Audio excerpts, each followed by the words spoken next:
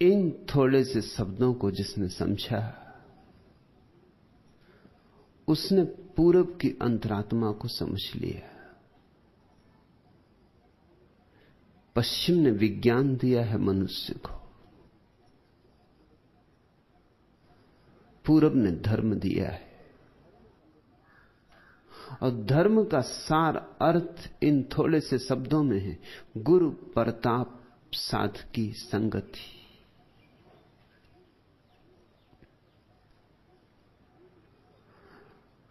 गुरु शब्द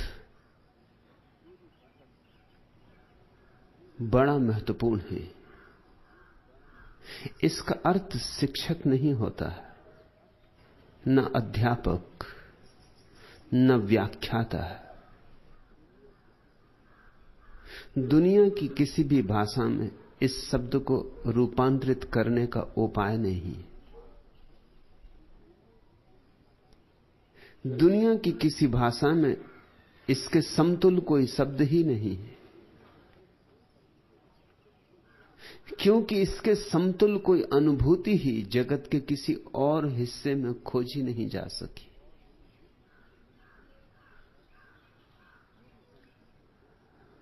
गुरु बनता है दो शब्दों से, गु और रू। गु का अर्थ होता है अंधकार, रू का अर्थ होता है अंधकार को दूर करने वाला। गुरु का अर्थ है जिसके अंतस का दिया जल गया है, जिसके भीतर रोशनी हो गई, जो सूरज हो गया है, जिसके अंग अंग से, द्वारों से, झरोखों से, संधों से रोशनी झर रही है। और जो भी उसके पास बैठेंगे नहा जाएंगे उस रोशनी में, उस प्रभामंडल से वे भी आंदोलित होंगे। जो स्वर गुरु के भीतर बजा है, उसकी चोट तुम्हारे हृदय की वीणा पर भी पड़ने लगेगी। जो गुरु जाना है उसे गुरु जना नहीं सकता, जो जाना है उसे बता नहीं सकता, लेकिन उसके पास बैठे तो बिना कहे कुछ कह दिया जाता है और बिना बताए कुछ बता दिया जाता है।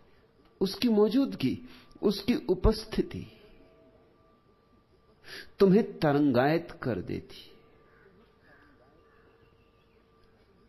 स्वभावतः रोशनी के पास बैठोगे, अगर आंख बंद करके भी बैठे तो भी रोशनी में नहा जाओगे। संगीत चाहे सुनाई भी ना पड़े तो भी तुम्हारे रोए रोए को स्पर्श करेगा। और सुगंध चाहे तुम्हारे नासापुट सक्रिय ना भी हो तो भी तुम्हारे नासापुटों तक आएगी, तुम्हारे फेफड़ों तक पहुंचेगी। और सुगंध तुम्हारे फेफड़ों तक पहुंच जाए तो नासापुट सक्रिय हो जाएंगे और रोशनी तुम्हारे रोए रोए को नहला दे तो आंखें खुल जाएंगी।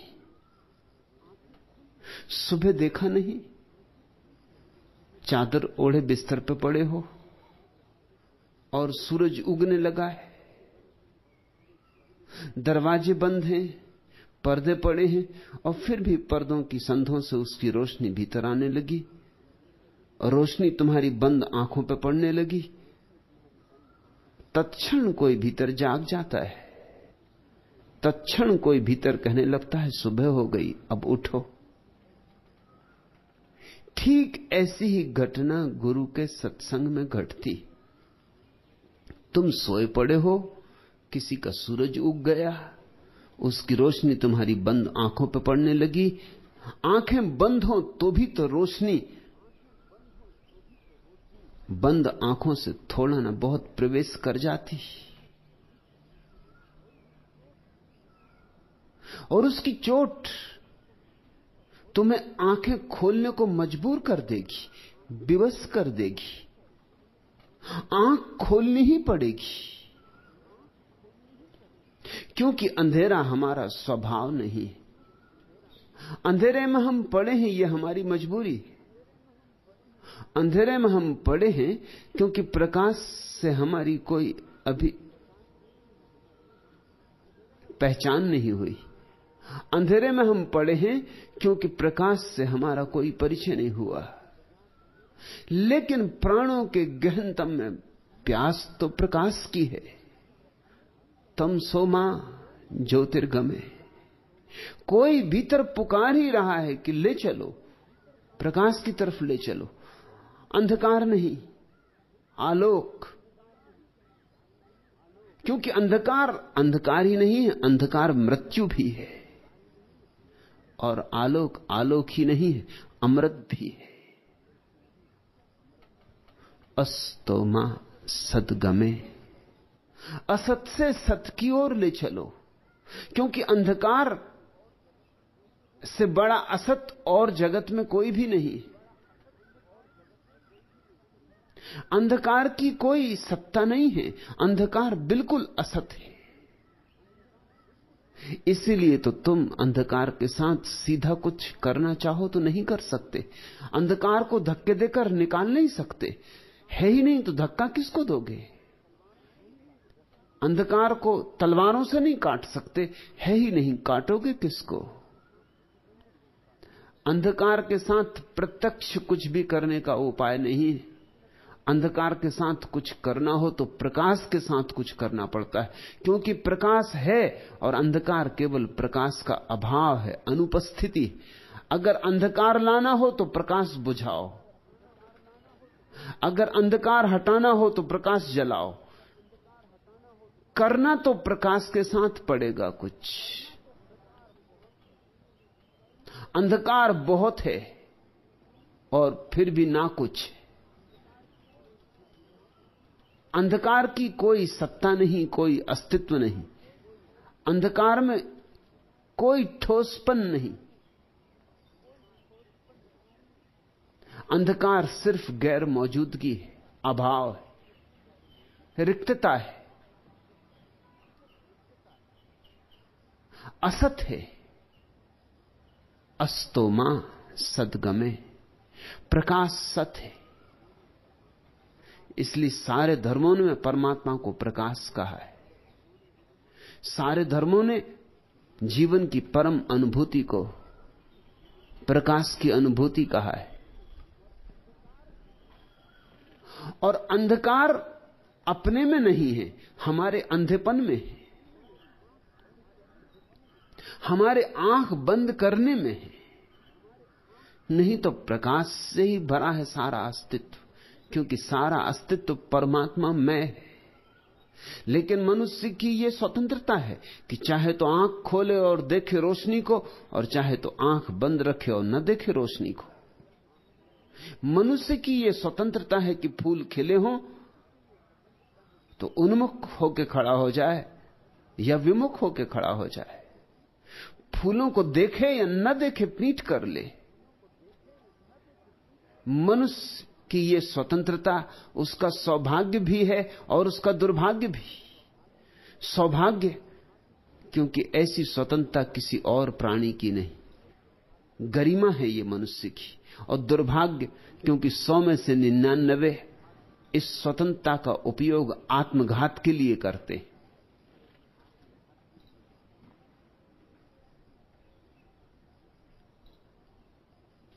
ऋषि प्रार्थना करते हैं, ले चलो अंधकार से आलोक की तरफ, ले चलो असत से सत की तरफ। मृत्योर्मा अमृत गमे, ले चलो मृत्यु से अमृत की तरफ। अंधकार मृत्यु भी है, क्योंकि जो अंधकार में जिएगा अंधकार हो जाएगा। जिसके साथ रहोगे वैसे हो जाओगे। यह जीवन का आधारभूत नियम है। जिसके साथ संबंध जोड़ोगे वैसे हो जाओगे। अंधकार से नाता जोड़ोगे, अंधकार हो जाओगे।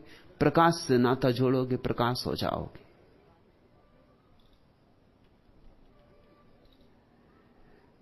गुरु वह है जो अंधकार को अलग करे।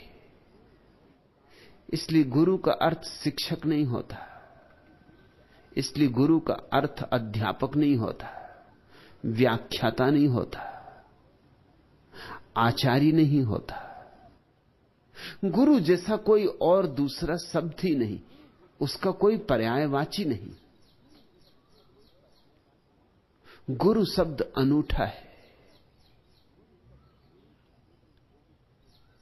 गुरु को केवल वे ही खोज सकते हैं जिनके भीतर प्रकाश की खोज पैदा हो गई और जिनको जीवन मृत्यु से घिरा हुआ दिखाई पड़ा है और जो अमृत की तलाश में निकल पड़े हैं और जिन्हें यह दिखाई पड़ा है कि यहां सब सपना है, असत है, और जिनके भीतर सत्य को जानने की अदम्य अभिलाषा जगी, जिनके भीतर सत्य को पीने की अभीप्सा का जन्म हुआ है, वे ही लोग गुरु को खोज पाते।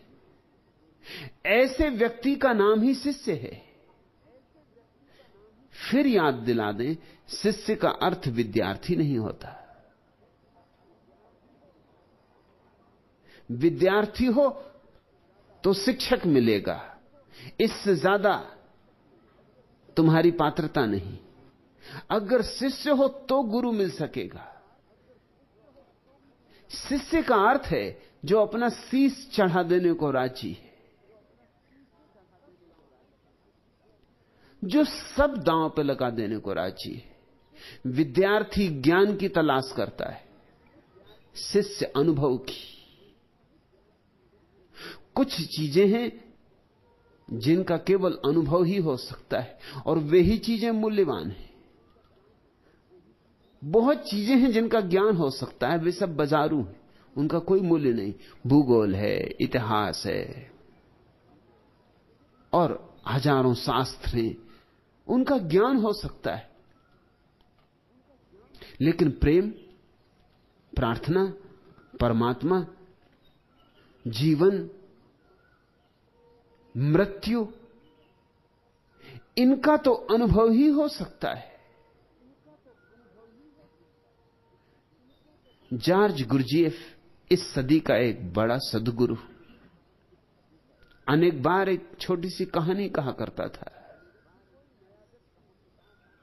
जब भी कोई नया व्यक्ति उसके पास आता था तो वो कहता था, विद्यार्थी की तरह आए हो कि शिष्य की तरह, क्योंकि फिर वैसा ही व्यवहार हो, क्योंकि फिर वैसा ही स्वागत हो। विद्यार्थी की तरह आए हो तो कूड़ा करकट ज्ञान का तुम्हें संभाल दूं और भागो, अपने रास्ते लगो। शिष्य की तरह आए हो तो अपने प्राण तुम्हें सौंपूं, अपनी आत्मा तुम्हें दे दूं, तो उंडेल दूं अपने को तुम्हारे पात्र में। और वो कहता था, एक बार ऐसा हुआ कि एक विद्यार्थी भूल से ईश्वर के पास पहुंच गया। ईश्वर ने कहा, मांग ले एक वरदान। अब तू आ ही गया तो खाली हाथ जाना उचित नहीं। विद्यार्थी के भीतर हजारों प्रश्न उठे। ईश्वर ने देखा होगा उसकी खोपड़ी प्रश्नों से भर गई, झंझावात प्रश्नों के। ईश्वर ने उसे सलाह दी कि देख, ऐसी बात पूछना जिसका उत्तर होता हो, ऐसी बात मत पूछना जिसका उत्तर ना होता हो और केवल अनुभव होता हो। उसने बहुत खोजा और फिर उसने पूछा कि एक ही प्रश्न पूछ सकता हूं, तो मैं ये पूछना चाहता हूं, मृत्यु क्या है?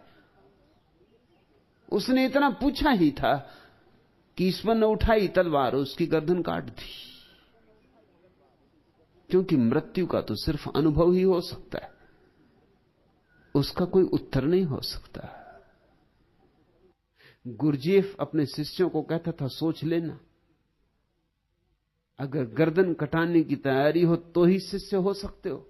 ये कहानी याद रखना। क्योंकि कुछ चीजें हैं जिनका अनुभव बस अनुभव ही होता है। शिष्य वह है जो अनुभव की तलाश कर रहा है, जो ईश्वर के संबंध में नहीं जानना चाहता, ईश्वर को जानना चाहता है, जो प्रेम के संबंध में नहीं जानना चाहता, प्रेम को जानना चाहता है, जो प्रार्थना सीखने नहीं आया है, प्रार्थना में होने आया है। शिष्य की अंतरात्मा अस्तित्वगत खोज कर रही है, विद्यार्थी बौद्धिक कुतूहल से भरा है। विद्यार्थी कुछ जानकारियां इकट्ठी करेगा और अपने रास्ते पर चला जाएगा। विद्यार्थी ज्यादा से ज्यादा पंडित होगा, शिष्य प्रज्ञा को उपलब्ध होगा। शिष्य ही बुद्धत्व को उपलब्ध हो सकते, विद्यार्थी नहीं। और जो शिष्य आज कभी गुरु हो सकता है, विद्यार्थी कभी गुरु नहीं हो सकता। और ध्यान रहे, जानकारियां ज्ञान जैसी ही मालूम होती, बस जैसी ही। ज्ञान नहीं हो सकती, बस ज्ञान जैसी मालूम होती। झूठे सिक्के जो असली सिक्कों जैसे मालूम होते। गुरु को खोजो, लेकिन तभी खोज सकोगे जब तुम्हारे भीतर प्रकाश को खोजने की आकांक्षा उमगने लगी हो, सत्य को पाने की प्यास तुम्हारे कंठ में अनुभव होने लगी हो, अमृत को जानने के लिए ऐसा अदम्य वेग, ऐसी त्वरा पैदा हो रही हो कि अगर गर्दन भी चढ़ानी पड़े तो तुम तैयार हो जाओ।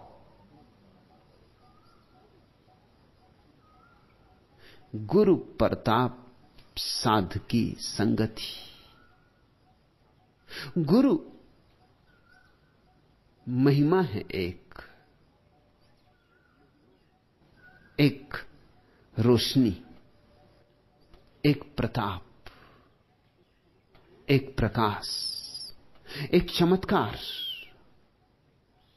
उसका होना इस जगत में एक अपूर्व घटना है, अद्वितीय। वैसे फूल रोज रोज नहीं खिलते, सदियां बीत जाती तब कभी कोई सद्गुरु होता है। इसलिए सद्गुरुओं को पहचानना ही हम भूल जाते, क्योंकि सदियों तक पहचान नहीं होती। सदियों तक तो पंडित पुरोहितों से हमारा संबंध होता है, और फिर जब सद्गुरु आता है तो हम पहचान ही नहीं पाते। पहचानना तो दूर, हम नाराज होते, नाखुश होते, हम दुश्मन हो जाते, क्योंकि हमारी तो सारी जानकारी पंडित पुरोहित की होती, और सद्गुरु पंडित पुरोहित से बिल्कुल उल्टा होता है, बिल्कुल भिन्न होता है। धन्य भागी हैं वे जो गुरु प्रताप की छाया में आ जाएं। भीखा का ये वचन बड़ा प्यारा है, गुरु प्रताप साध की संगति। गुरु की आभा से मंडित हो जाओ, और गुरु की आभा से जो मंडित हुए साधु हों उनमें डूब जाओ, एक लीन हो जाओ। किसी बुद्ध को पकड़ लो और किसी बुद्ध के क्षेत्र में डुबकी मार जाओ, फिर शेष सब अपने से हो जाता है। परमात्मा को खोजने कोई 7 समंदर पार नहीं जाना है। परमात्मा को खोजने कोई कैलाश, काशी और काबा नहीं जाना है। परमात्मा वहां है जहां कोई सद्गुरु है, जहां साधुओं की संगत है। परमात्मा वहां है जहां दीवाने बैठकर उसके रस को पी रहे हैं, जहां भंवरे इकट्ठे हुए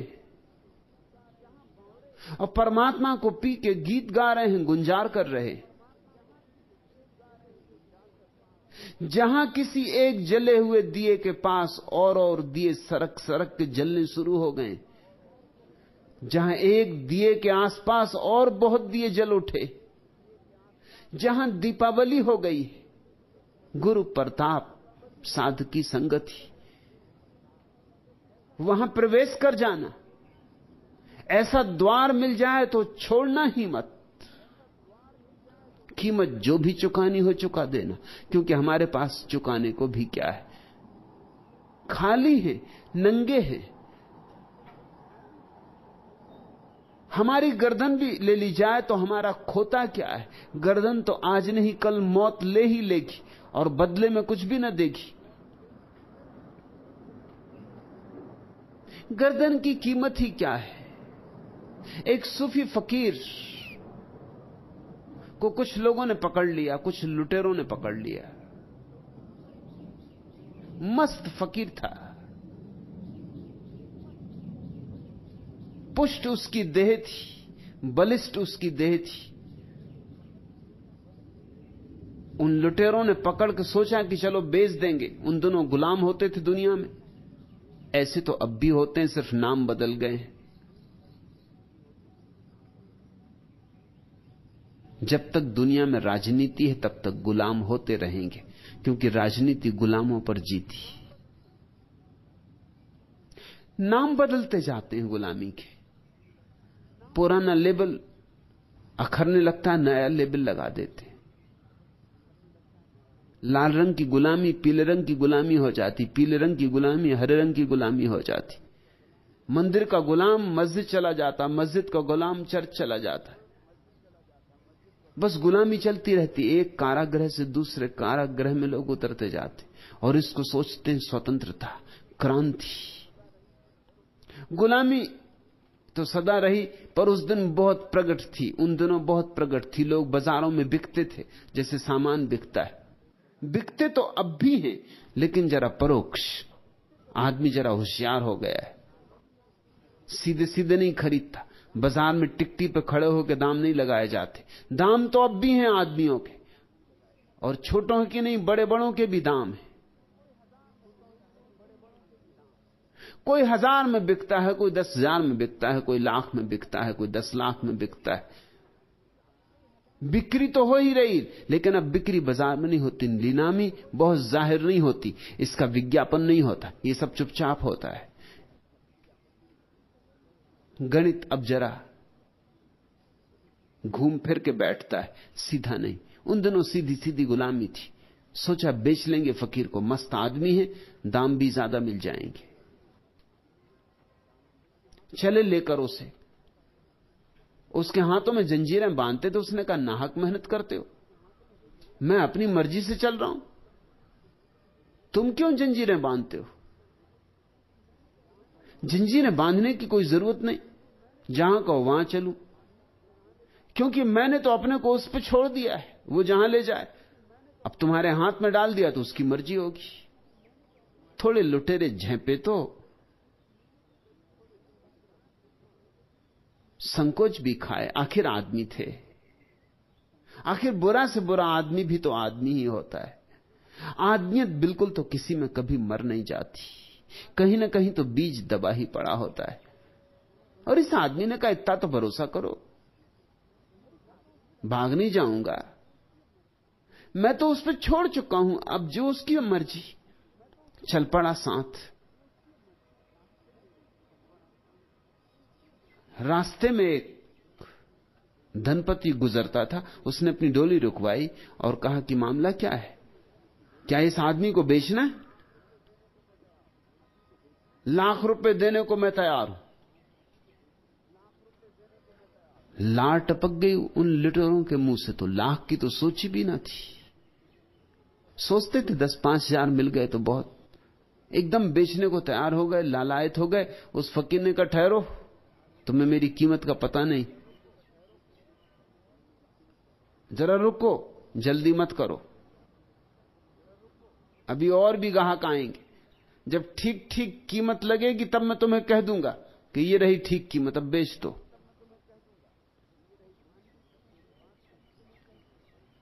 मान ली फकीर की बात, क्योंकि बात में उसके बल था। लाख रुपए जब कोई दे रहा, पता नहीं कोई 2 लाख देने वाला मिल जाए।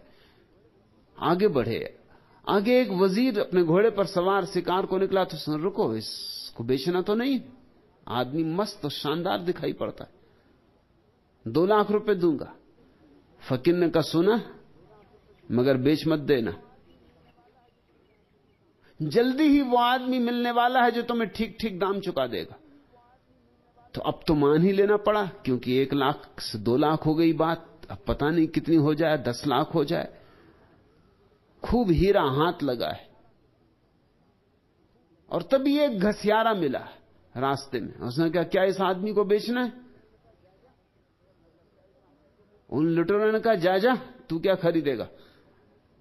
बड़े धनपति और बड़े वजीर भी नहीं खरीद सके, रास्ता लग। फकीर ने कहा पहले पूछ तो लो कितनी कीमत चुकाता है। उस घसियारे ने कहा कि कीमत, ये घास का गट्ठा ले लो और आदमी दे दो। हंसने लगे लुटेरे, लेकिन फकीर ने कहा हंसो मत, यही ठीक कीमत है। इससे ज्यादा मेरी खोपड़ी की और क्या कीमत हो सकती? आज नहीं कल मरूंगा, इतनी भी कीमत कोई देगा नहीं, ले ही लो। तब तो उन लुटेरों ने सिर पीट लिया कि हम भी किस पागल की बातों में पड़े। पछताने लगे बहुत। लेकिन फकीर ठीक कह रहा था, मर जाओगे तो कितनी कीमत होगी इस सिर की? कोई 2 कौड़ी की भी तो कीमत नहीं होगी। और मौत तो आने ही वाली।